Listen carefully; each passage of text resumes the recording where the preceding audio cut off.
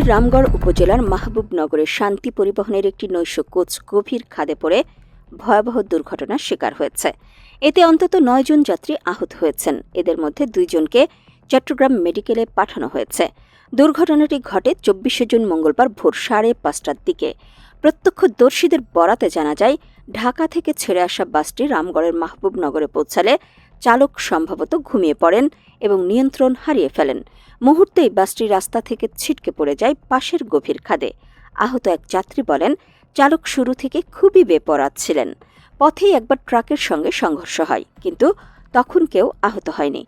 বারবার সাবধানে চালাতে বলা হলেও চালক শোনেননি। আরেক যাত্রী বলেন, সবাই ঘুমেছিল। হঠাৎ বিকট শব্দ আর ধাক্কায় ঘুম ভেঙে যায়। তারপর দেখি বাসটা খাদে পড়ে গেছে। দুর্ঘটনার খবর ছড়িয়ে পড়ার সঙ্গে সঙ্গে স্থানীয়রা ছুটে এসে আহতদের উদ্ধার কাজ শুরু করেন। পরে পুলিশ, বিজিবি ও ফায়ার সার্ভিসের